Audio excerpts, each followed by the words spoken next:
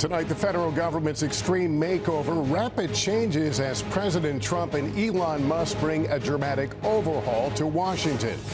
Protests breaking out outside government buildings as the administration says thousands of federal workers have taken that buyout.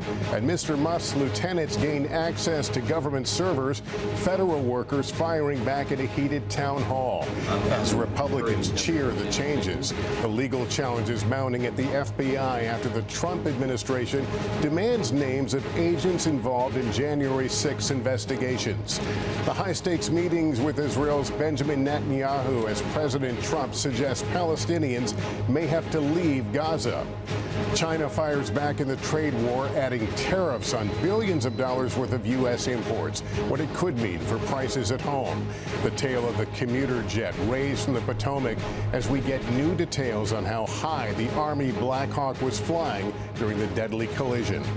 The raid in New York's Diamond District. Is there a connection to those break-ins at star athletes' homes? Restaurants cracking under the pressure of egg prices. Waffle House charging an extra 50 cents an egg. What's behind it? And the good news, when photos rained down during the LA fires, returning them to their owner brought back a flood of emotion. This is NBC Nightly News with Lester Holt. Good evening and welcome. An executive order to abolish the U.S. Department of Education may be forthcoming, according to two sources familiar with the plans, as billionaire tech mogul Elon Musk continues to test the limits of his authority and influence in the Trump White House, having already gained access to government computers, targeted America's foreign aid program for elimination, and offered incentives for government workers to quit. Musk's apparent freedom to slash what he identifies as wasteful spending is fueling backlash tonight. Musk estimating a few $1 billion a day of savings so far. But Democrats in Congress becoming increasingly vocal as Musk directly challenges Congress's traditional authority, including on matters such as eliminating the Department of Education. Republican lawmakers applauding the rapid makeover of the federal government that's also angering many federal employees. Peter Alexander has the latest.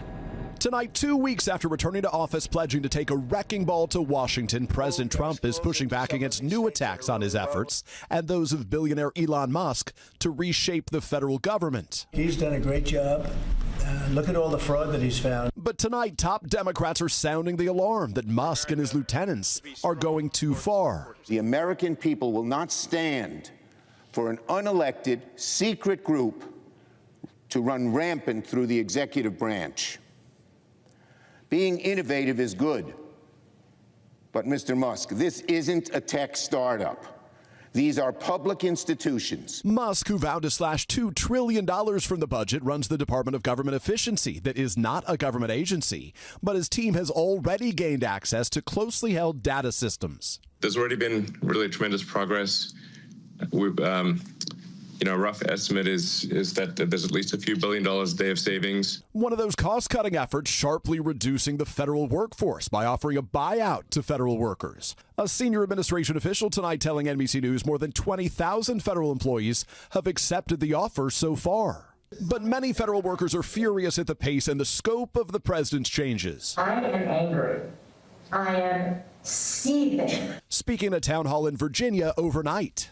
My colleagues are getting 15-minute one-on-one check-ins with 19, 20, and 21-year-old college graduates asking to justify their existence. One of Musk's top lieutenants and his wife and young child have shacked up on the 6th floor of our agency and are living there. Today, President Trump praising Musk, including his move to dismantle the U.S. Agency for International Development, which distributes and delivers foreign aid, arguing much of its more than $40 billion budget is wasteful. Money going to all sorts of groups that shouldn't deserve to get any money. But the agency's supporters say it's a vital mission. Still, leading Republicans strongly back Musk's moves. I told him to continue the effort because it's really important for us to restore fiscal sanity to Washington. Late today, the president responding to a new offer from El Salvador to take back deported undocumented migrants and American prisoners, too. If we had the legal right to do it, I would do it in a heartbeat. But we could make deals where we'd get these animals out of our country. And Peter, at the beginning of the broadcast, I mentioned another sweeping change afoot, the abolishment of the Department of Education. Where does that stand? Lester, the president says he told his Secretary of Education nominee that he would like her to put herself out of a job, saying that states should handle all of it. But getting rid of an agency would require Congress's approval. Meanwhile, nonprofit groups tell NBC News tonight that the president's actions on USAID have left life-saving antibiotics sitting in limbo at the port of Sudan and essential medicines expiring in the Congo. Lester? All right, Peter Alexander tonight. Thank you. A dramatic statement from President Trump on the Middle East today, suggesting Palestinians not return to Gaza, which he called a demolition site, saying they should be given other options. It came as he met with Israel's Prime Minister. Andrea Mitchell now with late details. Tonight, President Trump rolling out the red carpet for Israel's Prime Minister Netanyahu at the White House to talk about Gaza and freeing the remaining hostages. Thank you very much. It's President Trump's first invitation to a foreign leader after 4 years of President Biden denying Netanyahu a White House visit. We want peace. We want people to stop being killed. But everybody's demanding one thing. Very simple, peace. And he wants peace also. Hamas is not going to be in Gaza, and we're going to get everyone back. Sitting next to Netanyahu, Mr. Trump is suggesting close to 2 million Palestinians could move out of Gaza to Egypt and Jordan while Gaza is rebuilt, which he said could take 10 to 20 years. Gaza maybe is a demolition site right now. If you look at Gaza, there's hardly a building standing. I think we need another location. I think it should be a location that's going to make people happy. But most Gazans don't want to leave, and leaders in Egypt and Jordan have said they don't want to take them. The whole thing is a mess, and I think that if we can resettle, and I believe we can do it in areas where the leaders currently say no. While tonight, the family of American-Israeli hostage Keith Siegel speaking to NBC News after he was released Saturday following 484 days held captive. There were no words. It was a wow. It was an amazing. It was, oh my gosh. Is this really happening? President Trump also signaling a new U.S. approach to Iran, saying he would meet with Iran's president, but signing an executive order sanctioning Iran, saying he is unhappy to do it, but has to be strong and firm. Lester? Andrea Mitchell, thank you. Also tonight, FBI agents involved in investigations into January 6 pushing back against the Trump administration tonight in an attempt to keep their jobs and keep their identities from being made public. Here's Kelly O'Donnell. Tonight, FBI agents who say they fear for their safety and privacy are fighting back against the Trump administration. 2 new lawsuits filed, including a class action representing at least 6,000 FBI employees. Anonymous FBI personnel, identified only as John Does, suing the Department of Justice to halt steps toward the mass unlawful termination of Bureau employees and what they claim is unlawful retaliation for doing their jobs to investigate the January 6th cases, citing the president's own words as posing risk to them. The vicious, violent, and unfair weaponization of the Justice Department and our government will end. Tonight's legal action follows days of upheaval. First, last Thursday, what looked like reassurance at Kash Patel's confirmation hearing. There will be no politicization at the FBI. There will be no retributive actions taken by any FBI should I be confirmed as the FBI director. Friday, DOJ officials fired 8 senior FBI leaders. Over the weekend, the acting director refused to assist in additional firings, while staff was sent a required 12-question survey to document their work on January 6th cases. Monday, FBI leaders agreed to hand over a list of agents to the Trump DOJ. And tonight, agents asking the courts to block the collection and public release of FBI personnel names. America is less safe because of these firings and threatened firings to come. If you actually start removing hundreds or even up to 6,000 agents who touched January 6 cases, you are depleting the counterterrorism cadre of the FBI. The lawsuits point out that pardoned J6 figures like the Proud Boys leader urged the public posting of agents' names so they could be made to pay for their crimes. Kelly O'Donnell, NBC News, Washington.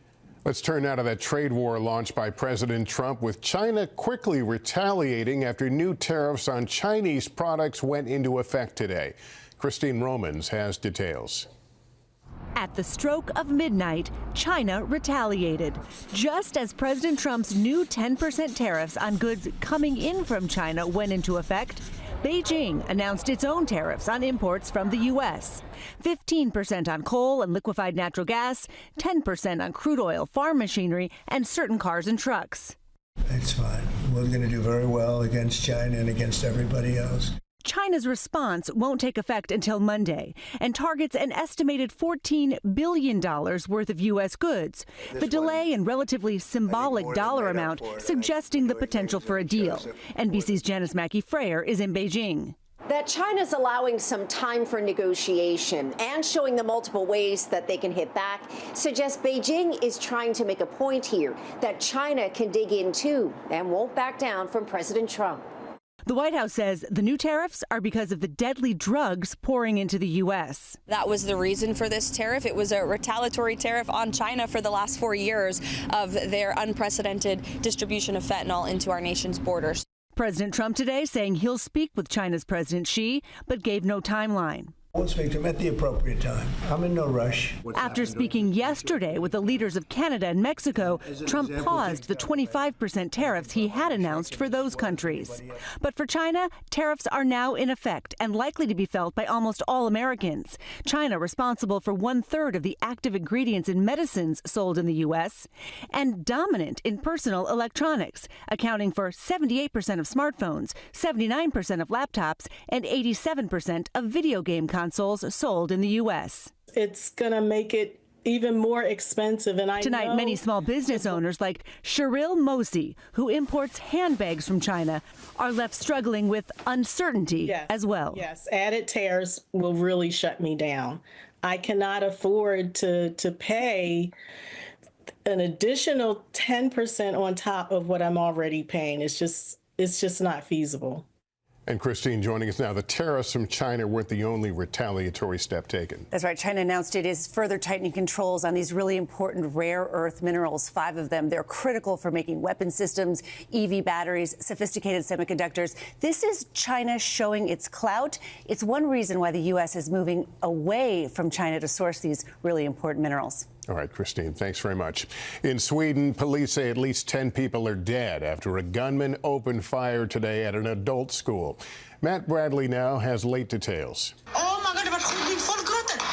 Tonight, the deadliest mass shooting in Sweden's history. Oh my God! 10 people shot dead at a school for adults, shattering the calm in the town of Obrero, more than 100 miles west of the capital, Stockholm, and shocking a country where gun violence is rare.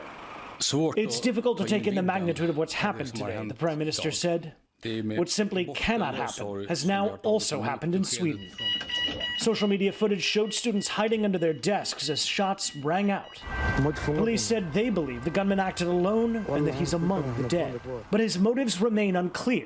Police said they've also ruled out terrorism and they're not expecting any further attacks. A guy next to me was shot in the shoulder. He was bleeding a lot, said this student. When I looked behind me, I saw 3 people on the floor bleeding. Everyone was shocked. They said, "Go out, get out." The students here are all adults seeking language classes and continuing education.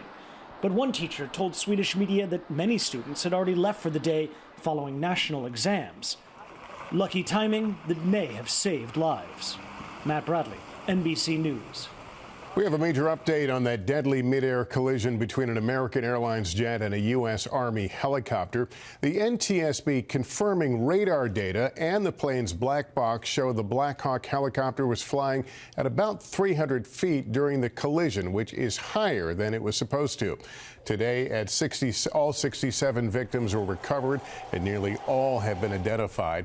We're also getting new images of the jet's recovery. Parts of the plane's cockpit and tail were salvaged from the Potomac today. And here in New York, a potential break in the case of those recent burglaries at the lavish homes of top athletes. Laura Jarrett is here. Laura, what just happened? This big bust. Lester, the historic Diamond District just blocks from here, the site of a federal raid today, as authorities have now arrested at least 2 men in connection with those brazen thefts of homes belonging to pro athletes and other wealthy individuals. Now, federal prosecutors accuse these men, including the one you see being led away by the FBI there, of buying watches, jewelry, and other luxury goods that they knew were stolen and then reselling them, working closely with an alleged South American crime ring. 3 sources familiar with the matter say investigators are looking into whether one of those targets was Cincinnati Bengals quarterback Joe Burrow, whose home was burglarized last December. Lester. All right, Laura, thanks very much. In 60 seconds, the growing egg shortage tied to bird flu now prompting some restaurants to put surcharges on egg dishes. Prices going up at Waffle House and others. Right after this. The price of those 2 eggs over easy is going up at Waffle House. The famed chain is among restaurants imposing surcharges on egg dishes because of shortages tied to bird flu. Here's Kathy Park. Tonight, shell shock with the price of eggs continuing to soar. The average price for a dozen now more than $5. That's a 50% spike in just the last year. They've gotten really expensive. Avian flu infections, also known as bird flu, has led to more than 13 million hens being slaughtered since December and at least 140 million birds killed since 2022. The move to slow infections disrupting the egg supply in a big way, leading to price surges and empty shelves at grocery stores. Eateries coast to coast also feeling the pinch and passing their cost increase to customers. Waffle House diners now paying 50 cents more per egg, a surcharge the company says will be short-lived. We cannot predict how long this shortage will last. What about you personally? Me personally, I'll just stop eating eggs here. This is just the time that we're living in. It makes sense. They've got to make up for, the prices that they're paying. And it's not just Waffle House. This restaurant in New York is charging $2 extra for egg items. While in Los Angeles, Kara Haltewanger says the cost of eggs at her new breakfast spot went from roughly 25 cents to $1 per egg. I'm in a rock and a hard place because I'm paying about as much for eggs a week as I would be to employ someone almost full time. The Department of Agriculture has spent more than $1 billion compensating farmers for birds they've had to kill. And with so many hens already lost, and even with the outbreak under control, the agency predicts the cost of eggs will go up another 20% this year. Lester? Okay, Kathy, thanks. Up next, the alarming news about tiny particles of plastic getting into our brains. What to know next.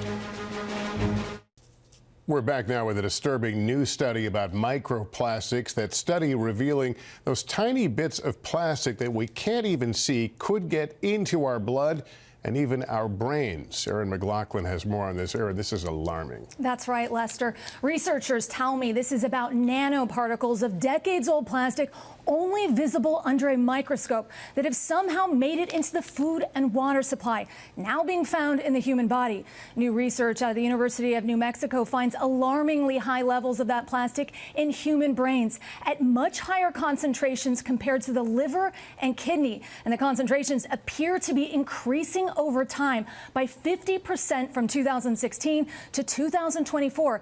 These researchers still don't know the full health impact, but they're calling for new policies around the use and disposal of plastic. It's a lot to take in there, Erin. Thanks very much. Coming up, they are priceless images, family photos being recovered and returned after the California wildfires. The good news is next.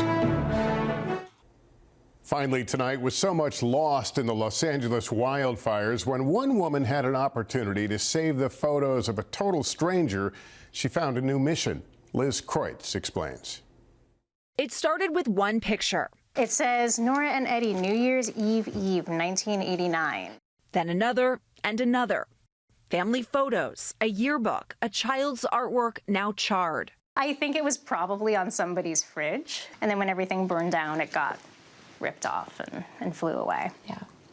Claire Schwartz says these images are among dozens that rained down during the firestorm that ripped through Altadena, found in some cases miles away and then posted online. More and more posts like that started turning up. And so Claire began collecting and cleaning these lost images, creating Eaton Fire found photos in the hopes of reuniting them with their owners. If I only get one photo back to its owner, I'll be happy. The wind's blowing and branches are hitting our face. Enter Hootie Marginian, who says during her family's rush to evacuate, the trunk of their car snapped open and boxes of their most precious photos flew out. You're the woman in the tiara? That's me in the tiara. But then a family friend recognized Hootie on Claire's Instagram. I said, oh my goodness, like, yay. So happy we found you. Now Claire returning these irreplaceable photographs. It's pictures of my parents that are both deceased, pictures of my childhood, a lot of missing people in my life.